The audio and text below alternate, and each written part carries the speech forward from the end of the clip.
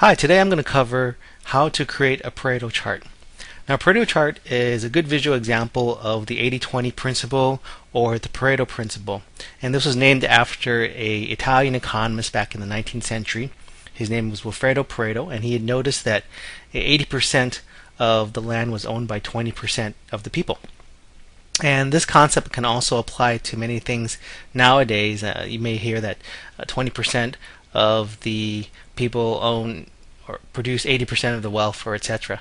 And usually this principle kind of applies pretty much around the ballpark of 20 to 80, 30 to 70, 40 to 60. But it's very useful concept to kind of understand what items cause most of the effects. So basically, 80% of the effects are coming from 20% of the cause of something. So we can use it in maybe like our daily life to see where most of our expenses are going to. So here is an example of a chart that indicates what our expenses are. Maybe these are daily expenses: rent, car payment, groceries, etc. And which items are basically the bulk of all our expenses. And we can see here as we go down the chart here from left to right with our most expensive or most costly expenses, we see that 80% of all our major costs are rent, car payment, and groceries.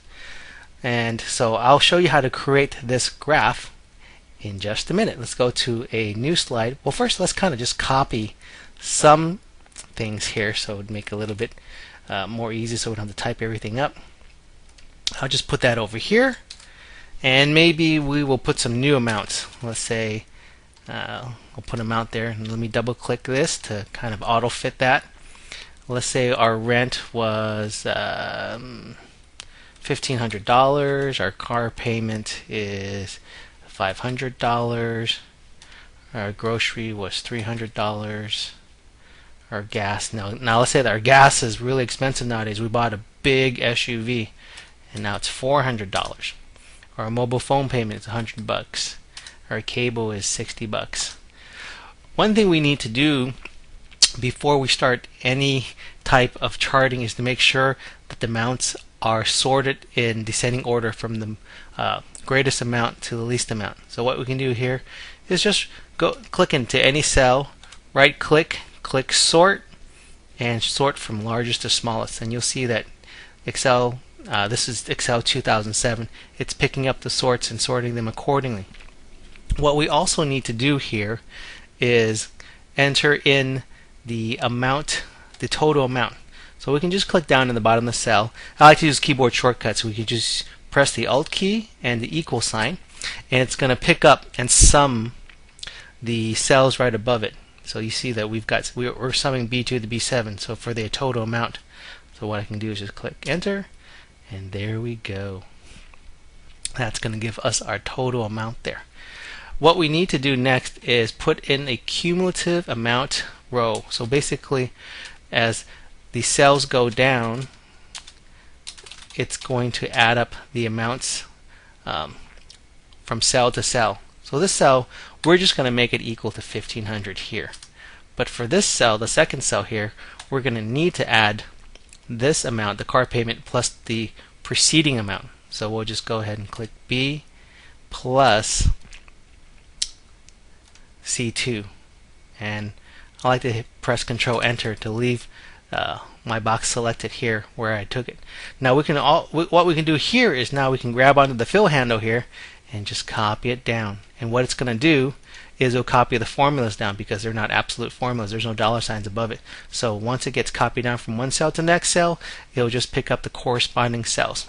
And we see here, once it gets down to the bottom, it's added up all the amounts here, and that should equal to the total there, because that is the total.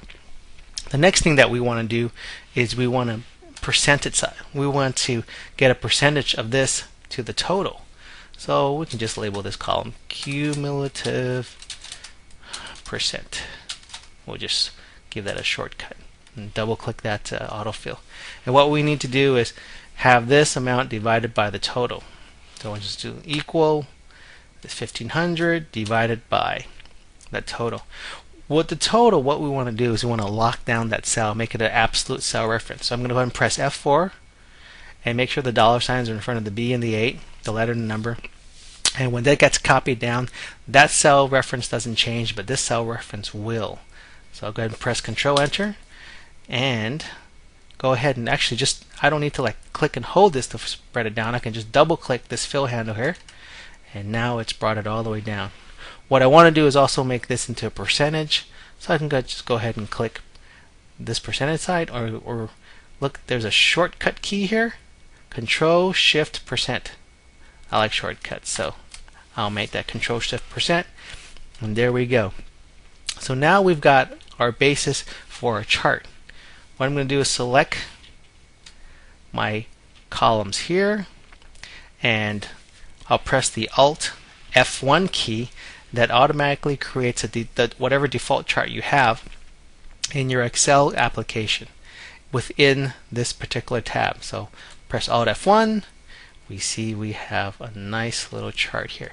So some of the things I can get rid of. I don't need this cumulative amount. So what I'm going to do is right click in the chart and go to select data. Once I select data, I'm just going to remove that cumulative amount. That's not something I need for the chart. And once I've gotten that out of the way, click OK. But look, the cumulative percentage is nowhere to be seen because it's a percentage, and these are integers. So these numbers are probably very, very low. So how am I going to select that? Well, there's a couple ways, but there's an easy way here when we click into the Chart Tools Contextual tab. If we click on either the layout or format, we can go here in the current selection and select our cumulative percentage. That's our series. It's one of the series that we have. There's another way you can do it. When you click in the chart, you can use the arrow key, and as I press the up or down arrow, or maybe not a down arrow, we notice that in the current selection it selects the area. And so you can also notice that when that's being done, the area here, we can see the selection. So what we want to do for that when it's selected is we can just hover over it and right click, change chart series type. We want to change that to a line, and it's nice to have a line with markers so we see which parts are which percentage parts are a little bit more I guess visible. Click OK, and there we have our cumulative percentage. But we notice here, this cumulative percentage, it's all still down here. That's because what we need to do is put it on its own vertical axis. So this vertical axis is based on the integers. We need another vertical axis for the percentages. So I can go ahead and just right click again and go to Format Data Series and select Plot the series on a secondary axis. So it's going to put another axis here. See, now we've got our percentage axis.